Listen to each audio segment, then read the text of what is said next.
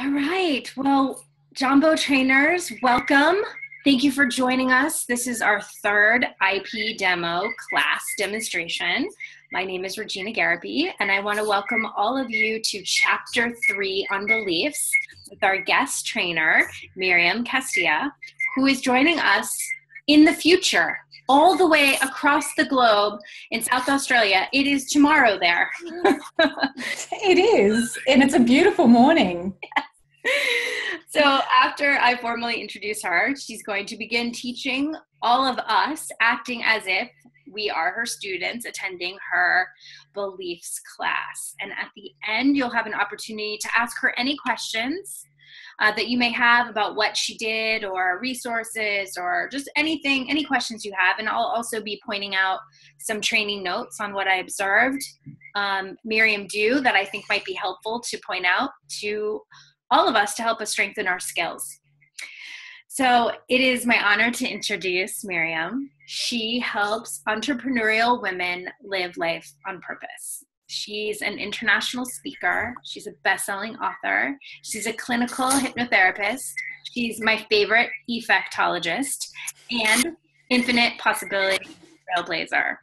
She uses the IP program as a foundation stone to passionately show people how to trust their inner power so they can transform their lives and prosper in all areas.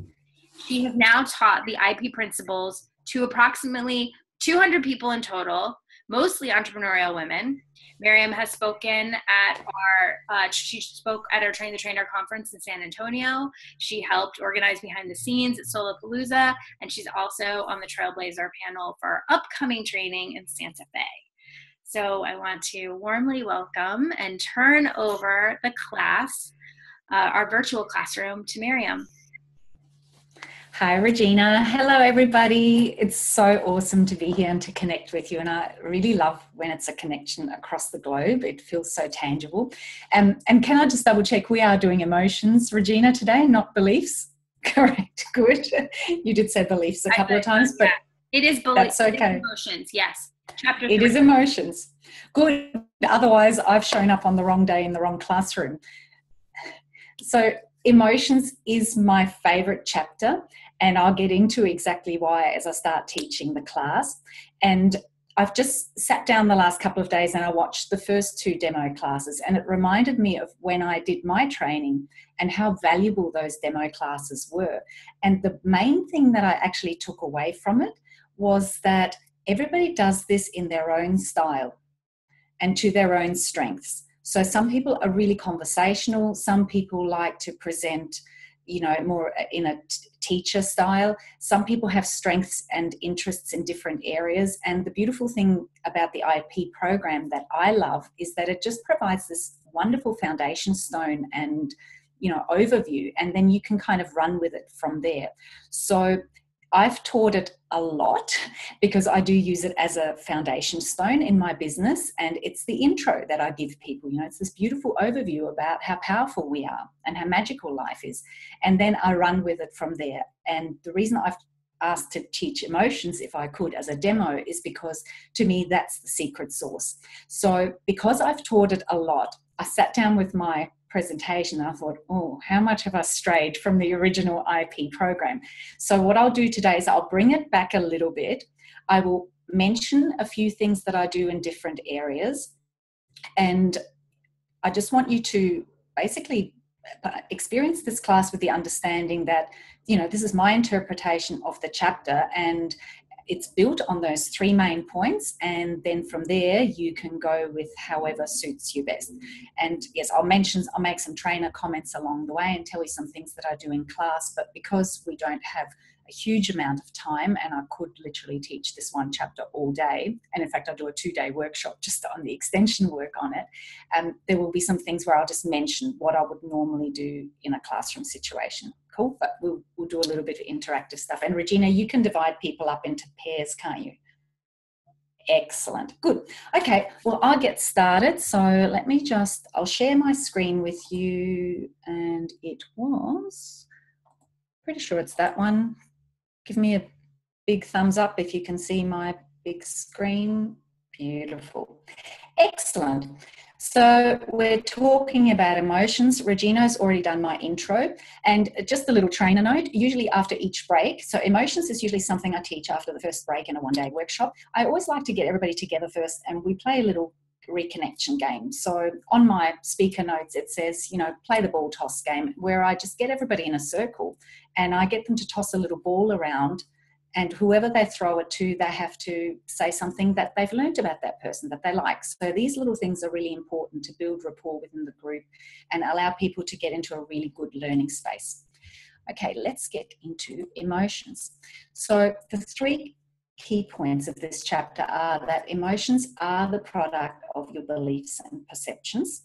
They are life's feedback system, and that unpleasant emotions will point to your limiting beliefs. So what I'd like you to consider for a moment is that if thoughts are vibration and vibration is energy, but we can't really feel our thoughts because they're very subtle, how powerful do you think your emotions might be? Because you can feel those emotions very easily at any given time. And we talk about having somewhere between 60 and 80,000 thoughts a day, which is very difficult to monitor. But I can always ask you in any moment, how do you feel right here, right now? So this is why I love emotions, because to me, they are the fast track.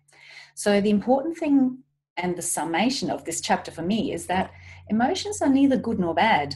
They're just really helpful. So I'd like to start by sharing a very quick personal story. Back in 2004, I had just left a long-term marriage. I had a 3-year-old and a 5-year-old.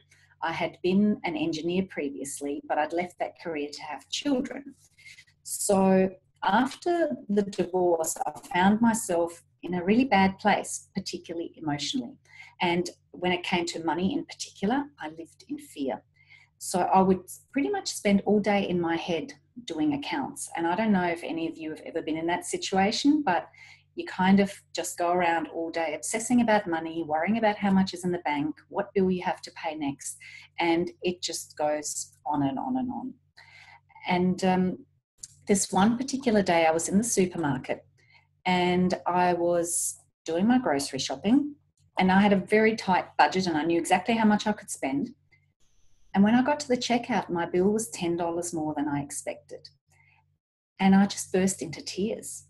And I stood there in tears, melting down, which is not my usual style.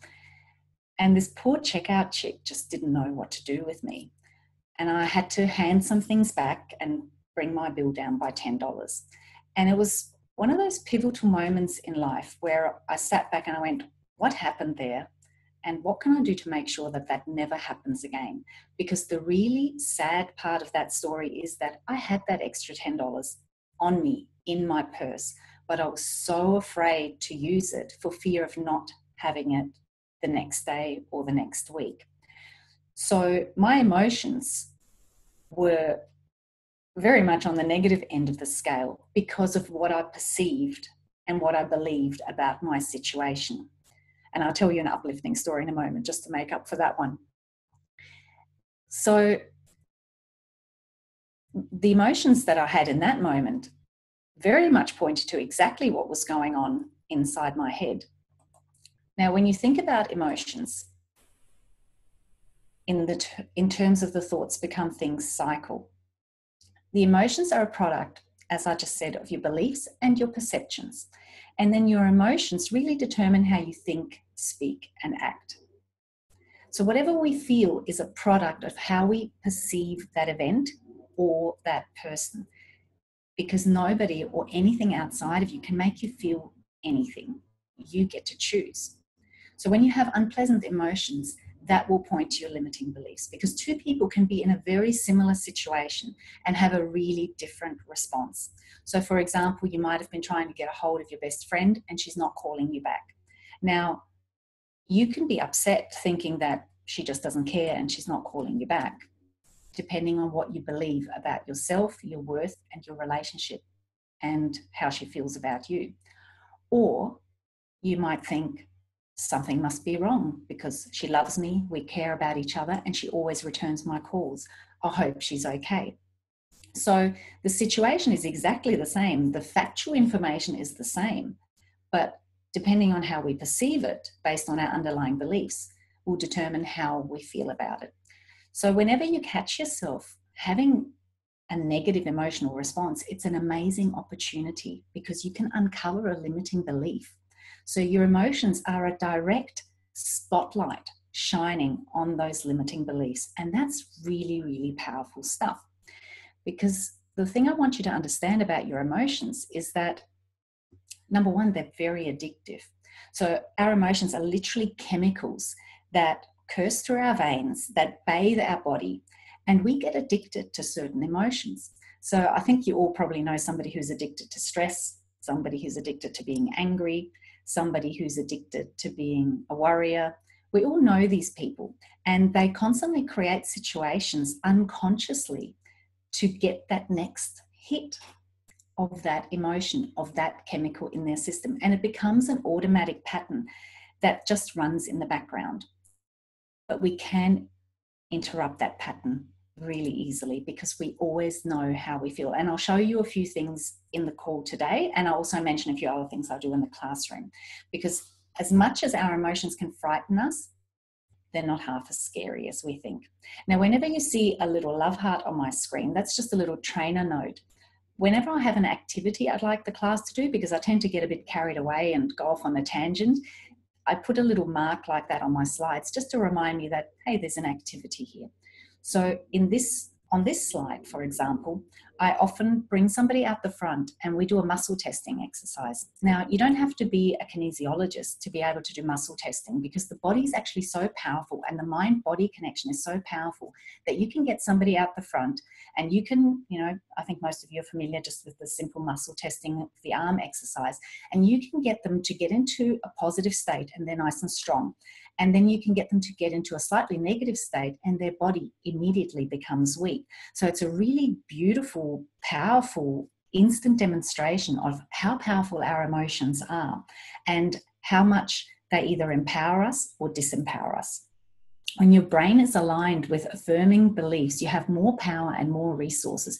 You're stronger mentally and physically when you're in an empowered state. So you can try the muscle test in your next workshop or practice it at home with a friend. It's really great fun and really powerful to demonstrate in a classroom situation. But you are the cause of what you feel and you get to choose. Now, the reason I like to put this little tornado up on this slide is because just like our thoughts, with our emotions, this law of attraction principle kicks in, where you start off feeling a little bit down, and if you allow it to keep gathering momentum, it just gets worse and worse and worse, and you end up getting yourself all revved up and into a really bad state quite quickly. And that can also work the opposite way. So one thing I really like to give people is some strategies for how to get themselves into a good positive emotional space and stay there, and how to get themselves out of a more negative emotional space and start moving up that emotional scale. And we'll get into that in a moment. So a really simple thing we can do right now on this call is using your physiology to change your emotional state. So what I'd like you to do right now is just smile. Just put a big grin on your face, biggest smile you've got. That's right. And notice how it just kind of builds and builds and builds. And as that smile builds, your body chemistry is actually changing. And you can feel it, right? You can feel it washing through your system. And the more you smile, the happier you feel. And the happier you feel, the bigger the smile. And now, when you're so immersed in this beautiful, happy feeling, while you keep that smile on your face, even if you have to physically keep it locked in place a little bit with some willpower, I want you to keep that smile on your face. And I want you to think of something that is depressing and worrying.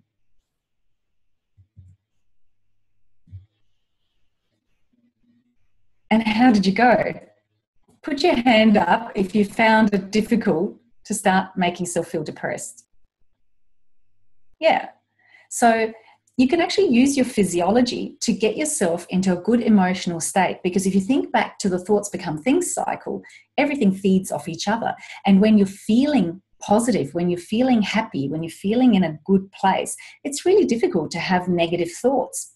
So that's why I say emotions are the beautiful, easy, simple hack into the system of how it is that your thoughts become things. Because 60, 70, 80,000 thoughts a day, that's a lot to monitor. Limiting beliefs, usually a bit of effort involved in trying to get to the bottom of them. Monitoring what we say and how we act each day when most of it is on autopilot, again, takes a little bit more effort. But emotions, they're right there. They're in your face. You can't deny them, and you can check in on them so easily. So this mind-body connection is a powerful thing. And you can change your state just by using your physiology. So what I say to my students is, as you start becoming more self-aware and you start wanting to create life more on purpose, is use this physiology, use these little hacks to get yourself started in a good feeling place as early as possible, because once you start high, it's easy to stay high. Another really great technique, and you can show a video if you like. I don't show that many videos in my classes anymore, so trainer note is that in the beginning, I was worried about filling the time, and I'd show a lot of videos. And then as time goes on, and you can absolutely do that because videos are powerful. They have powerful messages and metaphors, and it's not you being the expert. It's actually somebody else giving the same message to your students. So that's beautiful. And in this chapter, some of the videos I loved using were some of the shorts from, oh my goodness, what's it called? Inside Out. Inside Out is really great. You can show some really empowering clips about, people who are in really difficult situations but choose to make it a powerful emotional statement. And yeah, there's lots of other videos you can show, and I'll probably think of a couple more in a moment and mention them. But as time goes on, I find that letting people experience things physically for themselves and giving them a bit more space and time to process things is even more powerful than that. So over time, I've cut back on the videos as my confidence grew and as my own kind of interpretation of the material started to expand. So use the videos in the beginning, and then you'll find that you can't fit them in anymore. So one video that you can show is the heart math meditation practice. And the Heart Math Institute does a lot of research into the power of the heart. So the heart is this cluster of about 40,000 neurons, and it's actually incredibly more powerful than our cranial brain up here. The signal it sends out is much more powerful. In fact, the heart talks to the brain up here more than the brain talks to the heart. So the Heart Math Institute, they have a few little clips that you can find on YouTube, and one of them is their heart math meditation, which they call getting into a state of psychophysiological coherence, which sounds very complicated, but it's actually very simple, because what it's about getting in alignment between what's going on up here and what's going on in here, because the heart is what has the magnetic drawing power, and the heart is the more powerful of the two devices. So if you're just trying to think positive, a few of those 60, 70,000 thoughts a day is starting to become positive, but most of them are still running on automatic patterns.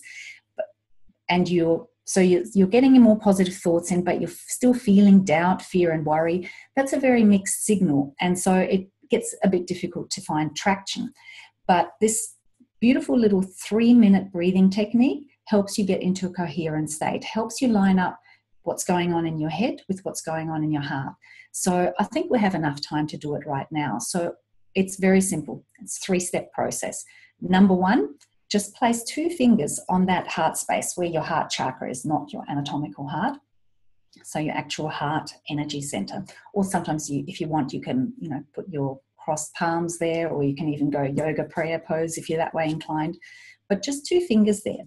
And the reason you place those 2 fingers there is because now as you start breathing, what you do is you just focus on actually breathing through that energy center. So starting to breathe and take all your awareness to that heart space.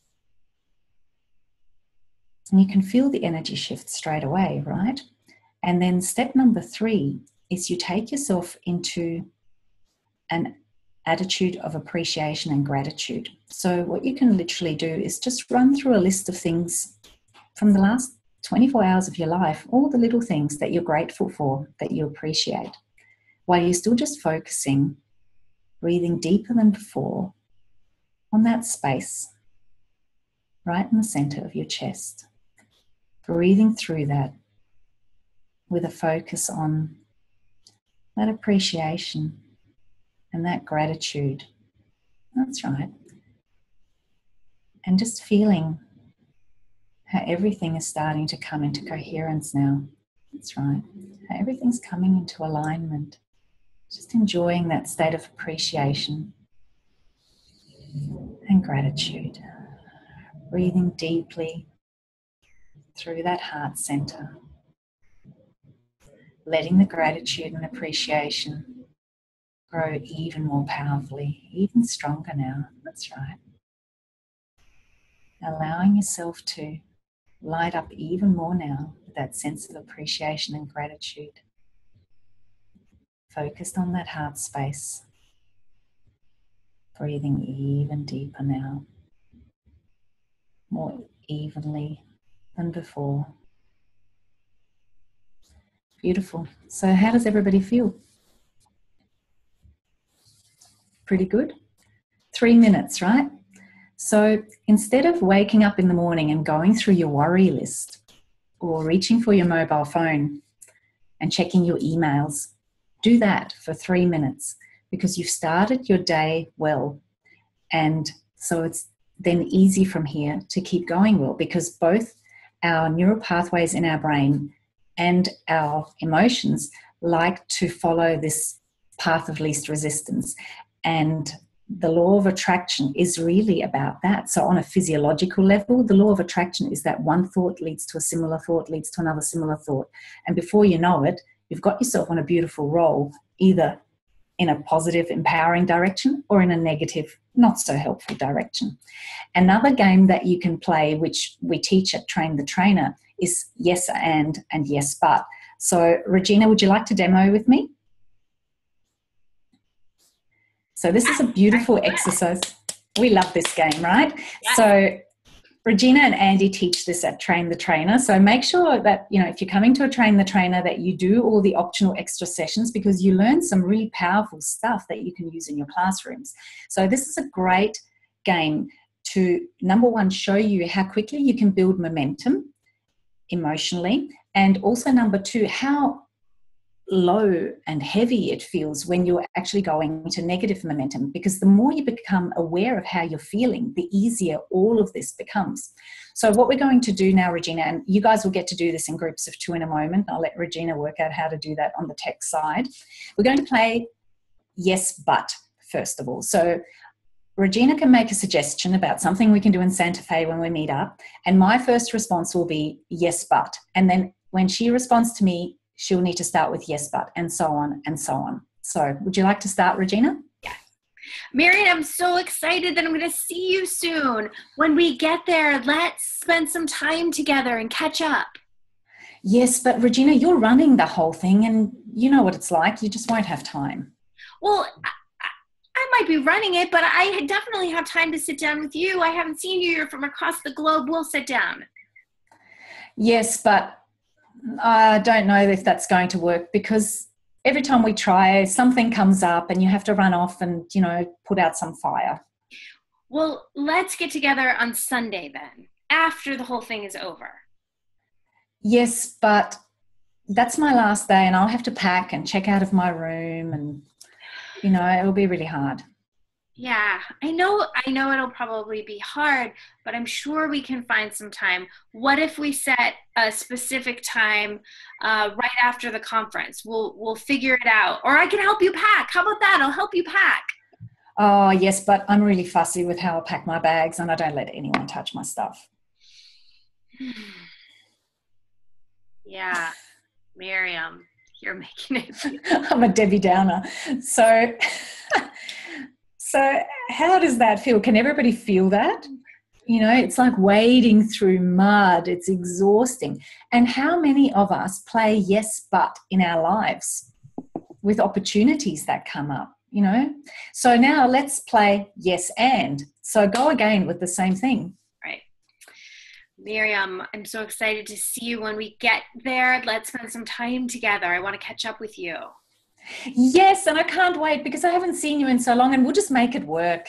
Yes, I say as soon as we get there, we'll drop our bags and we'll do a huge ippy hug. we'll bring any other IPPs in who are there, and that will start it off. Yes, and everything always works out, and our bags will take care of themselves, and we'll just worry about getting together and connecting, having a great time. Yes, and we're going to make everything a party. We're going to make everything a party. Yes, and we'll all go back to your room at the end of every session. Yes, because my bed becomes the party bed at Train the Trainer. Yes, and then if you're tired, you can just go to sleep and we'll just hang around and keep partying. Yes. And we'll also bring my bed down and we'll put it into the middle of the conference room, and then everybody can have a turn on the party bed.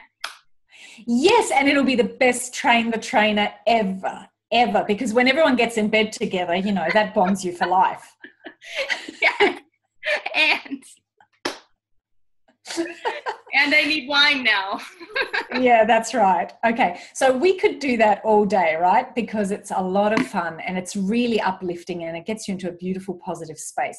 So this is a really powerful exercise to do with your students because it really switches them on to the feelings of building a positive momentum in terms of your emotions versus building a negative momentum in terms of your emotions. It starts making them more sensitive to what's going on, and it starts making them more sensitive to the games they agree to play. So I'd love to take a couple of minutes. We'll give you like just a minute each way to get into pairs. I don't know how you can do that, Regina, but can you put them into pairs, and we'll get you to play yes, but first. And to make it even more powerful, have each person start their response with yes, but. Everybody got that? Is that cool? Even the people who are not on video should be able to talk to each other? Yeah, they will be. And there might be, just because of the numbers, there might be... well, let me take a look. So there might be a group that has... well, I can play with somebody, that's fine. Or I can sit out either too. Nope. So whatever works for you. Nope, I got it. All right, everybody has 2. Okay, we're good. Here we go. Good. How do we know who's who? Oh, I'm in breakout room 3. Cool. Yep, you're gonna click the room and you'll go there.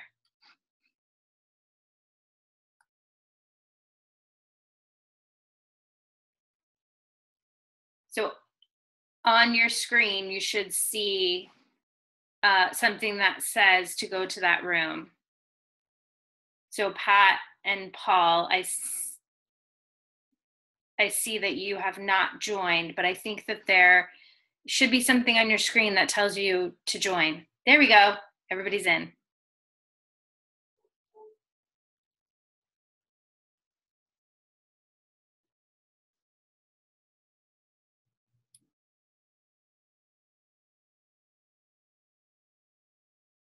They didn't get a recording of any of the breakouts, did they, for the recording? No. So if you're watching this at home, press pause, find a friend and play yes, but, then play yes, and. So can we just unmute people for a moment, because I'd like to hear how it felt. Who got to play both yes, and yes, but? Excellent. So everybody had a go at both? Beautiful. Lovely. And so I'd like to hear from you. So how did it feel playing yes, but versus playing yes, and? So you can unmute yourself. Oh, yeah, unmute yourselves. Mm-hmm. So put your hand up if you'd like to share. All right, I'm just going to, actually, I can't. Can you unmute yourself, Karen? Yeah. Oh, am I muted? Lovely. Yes, I can hear you now. Beautiful. So how did that go for you? How did it feel? It was interesting because I was playing with Pat and Paul, who I couldn't see, and all of us agreed that we did not like the yes, but part. So it just puts you into that negative energy that, and I can see how easily it would be to spiral with that. I know people who would love to play yes, but and play it often, but the yes, and is so much more pleasant to play. Yeah, it's beautiful. And we all know people who play yes, but, you know, as a professional sport, and they pride themselves on it. And, you know, they've just gotten into these unconscious habits of always looking for the problem. So once you become aware of that, you can just choose not to participate. You can try moving them into a yes and kind of game. And if they don't want to play, well, maybe they're not your playmate for the day.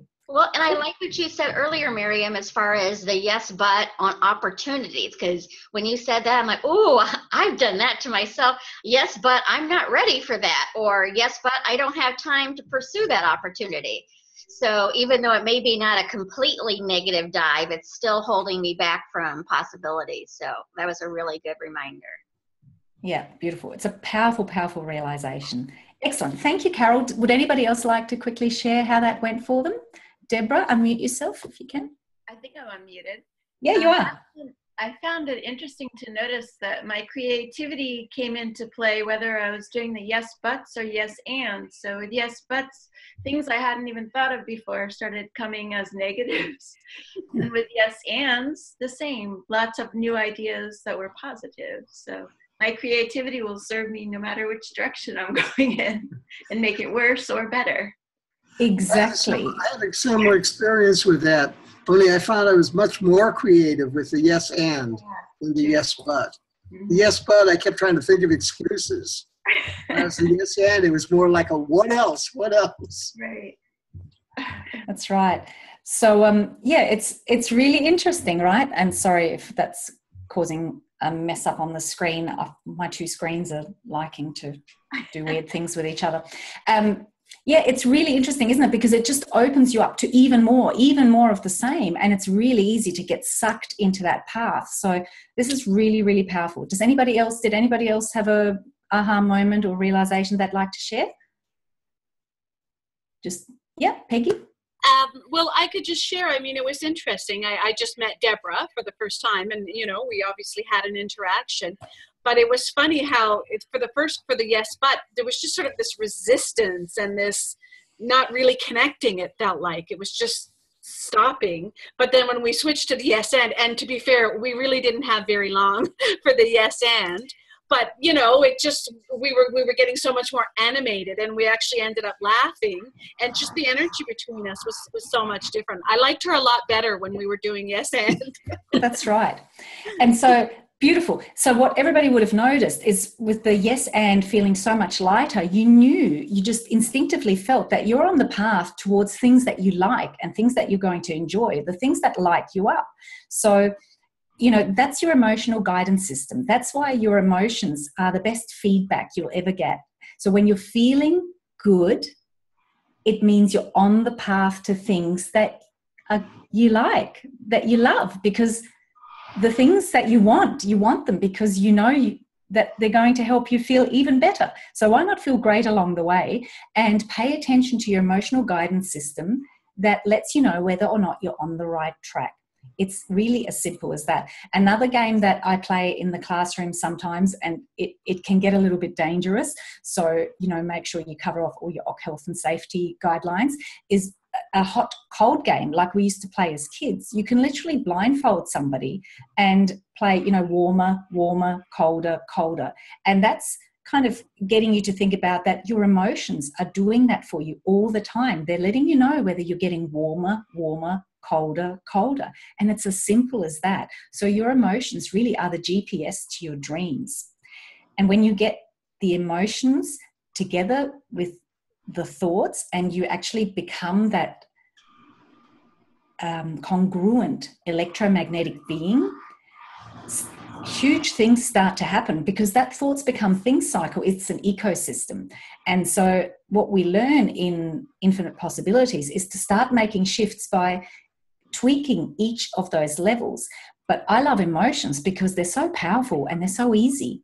And the more that you then bring everything else into coherence with it, the more powerfully attractive you become to the things that you desire. So there was an experiment done that I think Joe Dispenza quotes in one of his books. It was an experiment done by meditating monks or healers, where they actually gave them strands of DNA in little vials, and they held the DNA and they just put an energy of love out. It's this really powerful love energy, and nothing really much happened. But then they included an intention to actually unravel and unwind the strands of DNA, and they found up to a 25% shift in the helix which is incredibly powerful. So that is the power that comes from when you actually apply all parts of the Infinite Possibilities program, when you align your thoughts, your intention with your emotion, your feeling, and you get into that congruent state. And then all the things that we cover in the subsequent chapters, which I will stop myself from talking about now. So it's your feedback system. It is life's feedback system. And it's as simple as, are you feeling happy right now? Yep, keep going, because you're on the way to things that feel good, to opening up more creativity, seeing more ways of making the magic happen and bringing it into your life. And if you're not feeling so happy, then it's an opportunity to learn and to change something. So there's always a gift, and you can change how you feel by changing your perceptions and starting to become aware that there is that opportunity of a gift in every situation, because you are always learning. And there's some really beautiful videos you can show here. You can show Lydia Vasquales, who was dubbed the ugliest woman on earth, and there's a beautiful YouTube video about her around, and I really love showing that one. But, you know, it just depends how much time you have. So what I would give you as a tip is, you know, have your videos ready, but be willing to skip them if you find that people are just really enjoying the process and, you know, getting more out of the interaction and the activities. And have your videos as backup, because they appreciate them as well. And sometimes I'll actually just show my videos during a break because I didn't get time to show them. So in your Infinite Possibilities manual, there's a really great exercise on page 35, which asks you to look at those perceptions and start shifting them by realizing, when in the past have you had a challenge that maybe you felt quite negatively about at the time, and what was the hidden gift? So that's a great exercise to do. And I'd love to just go around the room and ask you, you know, when have you had a bad experience that turned out to be a blessing? So, for example, for me, that moment in the supermarket turned out to be the biggest blessing ever, because it made me sit down and go, right, this is never happening again. I'm going to work out what's going on. I'm going to work out how to take charge of my life. And I went home, it was 2004, and I put The Secret on, and I watched Mike Dooley over and over and over and over and over again. In fact, I used to have, it was even a VHS tape possibly. And it was probably a DVD. But I would just have it constantly playing while I was cooking, while I was cleaning, while I was doing everything. And my kids were just like, oh, Mum, not again. But I really needed to drill this into my mind that I am powerful. And if I can just start shifting my perceptions and how I feel about things and pay attention to how I feel about things, I can change my world. And I did. So I'd love to go around the room and have each person just really quickly share a story of when something happened that was a bad experience at the time that turned out to be a gift. So who's got something they'd like to share? Carol? Muted? Am I muted? You are unmuted. I can hear you, Okay, yes. excellent. I'll very quickly, I'd worked for a company for many, many years, very loyal, wasn't planning to leave even though I did not like it, always got good reports and the raises. And one day they threatened to fire me over something that they really couldn't fire me over, because they thought that they were going to make me behave again.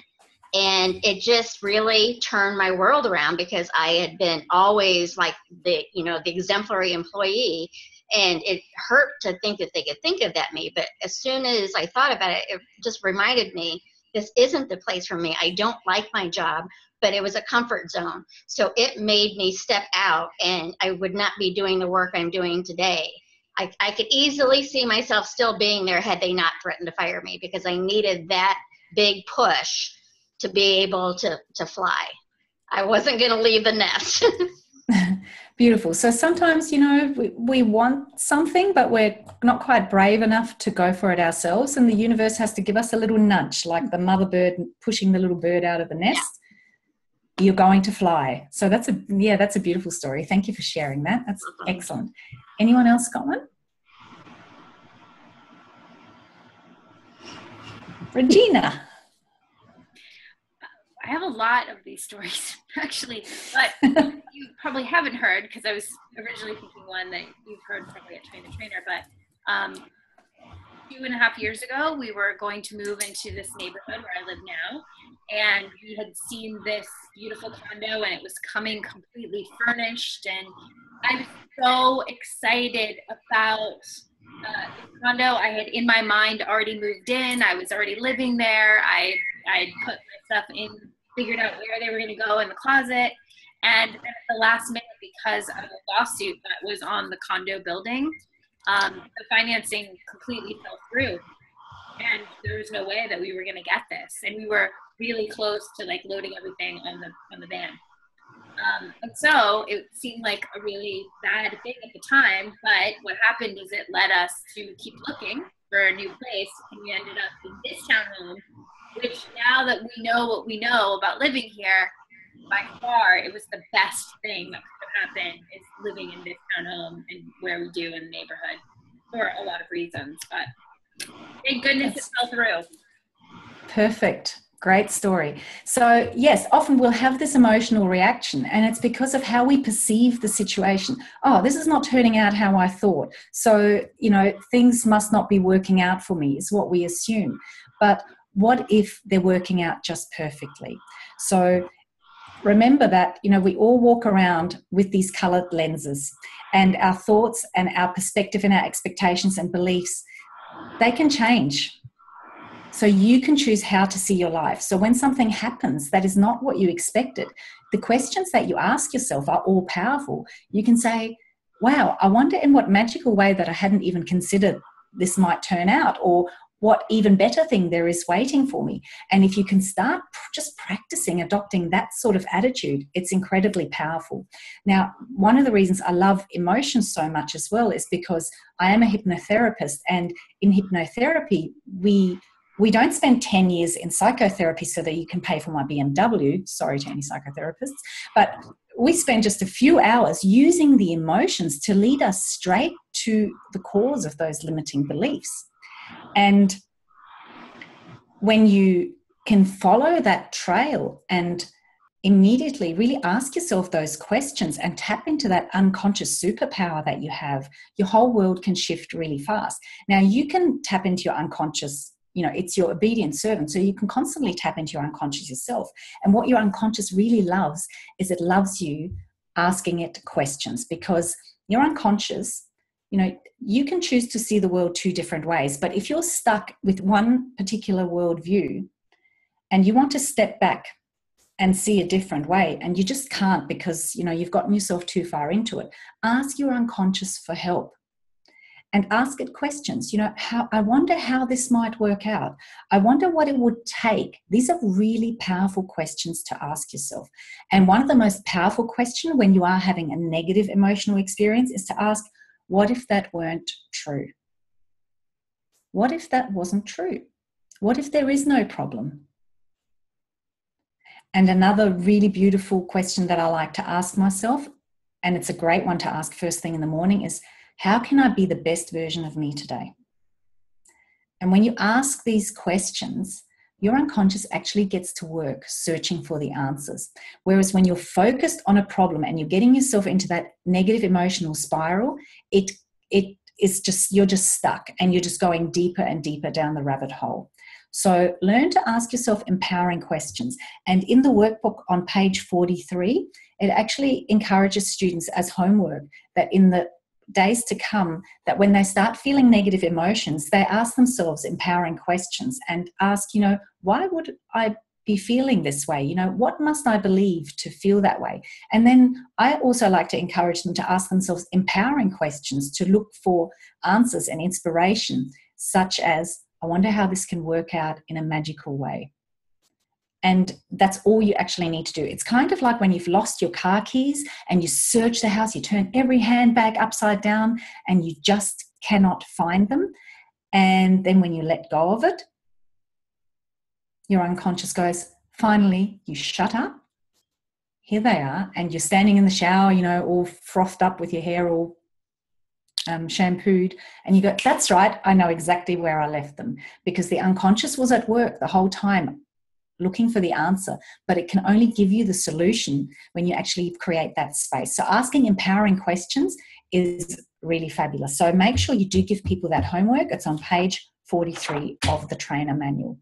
Now, you can switch, and we've already played yes and versus yes but. So you can switch emotions, and it doesn't need to be difficult. You can literally just say, I'm feeling like this. How would I prefer to feel? And what would that feel like? And just by thinking about it, you start building it.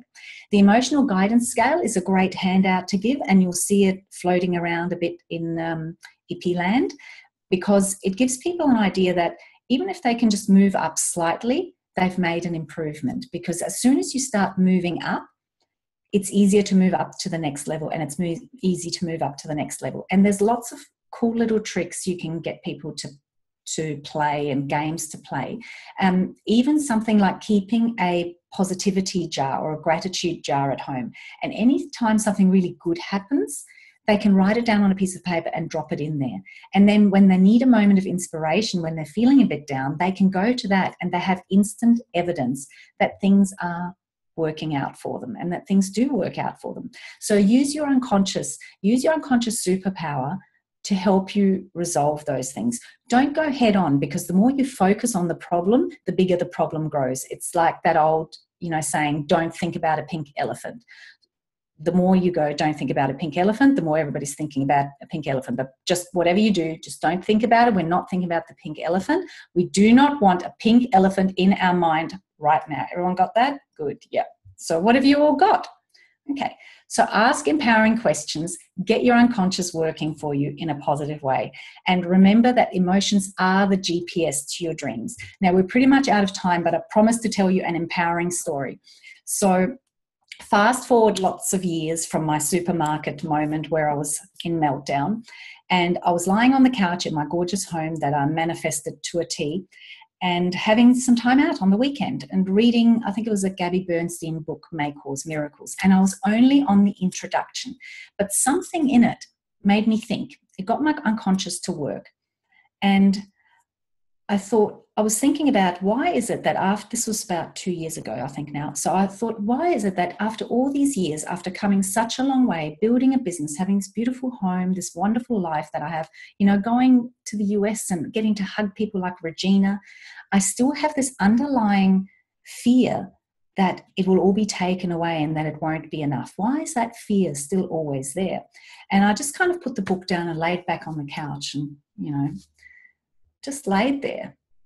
And again, it's when you give the space that the answers can come. And I heard my mother's voice. Sorry, Mum, they get blamed for everything, don't they? I heard my mother's voice, and she's German.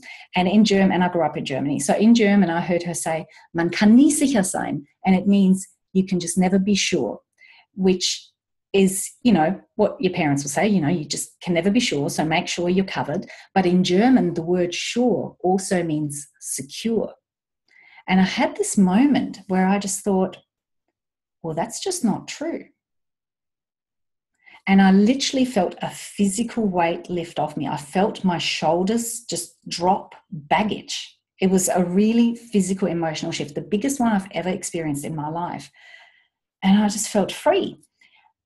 And it was amazing, and I was super grateful. But then 2 days later, I received a phone call from the child support agency. So it had been 10 years of my ex-husband refusing to pay any child support, and the debt just kept accruing, and I'd get phone calls every 6 months. And, I was like, don't worry about it. He's self-employed.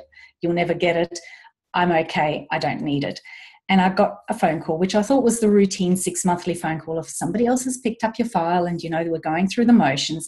And they said, just calling to check your bank account details because I have $18,000 here to send you. And I just went, who is this? Now, this is not something I'd thought about. I mean, I desperately wanted it years before when I really needed it. But it was for real. And it was completely out of the blue, completely unexpected. I didn't have to do a single thing. But what I did do is I had a huge emotional shift, and I opened the space. So the moral of that story is that we got to go on a really cool family trip to Fiji. So I had to do something fun with it. So your emotions are the GPS to your dreams. Take them seriously, pay attention, have lots of fun with them. Get your students to make a list of their happy habits, those little everyday things that make them feel good and uplift them, and get them to get into a habit of doing them often. So summary again of the chapter, is. Emotions are the product of your beliefs and perceptions. What you believe about yourself and your world and how you perceive every event will lead you to feel a certain way. And so they are life's feedback system. They let you know, are you heading in the right direction or do you need an adjustment? And your unpleasant emotions point directly to your limiting beliefs. But the message I want to leave you all with is that you can influence your emotions, and they are your most powerful way to hack into the system and create the life that you love. Excellent. Any questions? Almost on time. Yay! You're fine. Yay! That was wonderful. Thank you, Miriam. That was lots of fun. Yeah, so I want to open it up for questions. So who has a question or a thought or just something that you really took away from Miriam's presentation or something that you learned today from watching her? I'd love to hear them. I felt that, this is Pat and Paul. I felt that you had a really good sentence there. You said, you are the cause of what you feel and you get to choose. So to me, that kind of sums it all up right there. Perfect. It's a good takeaway for me. Yeah, very important message to get across. Well, and I already mentioned mine, but again, it goes back to the yes, but, and I didn't realize it until you said it, that I play it with myself on possibilities. And so I'm playing it to downplay good things that could happen if I would just let go of the how it should happen. Beautiful. And just that small, powerful adjustment will make a huge difference, because imagine all the possibilities that you will open up to when you don't just shut them down immediately. Yeah. Wonderful. I have something. Can you hear me? Yes. Yes.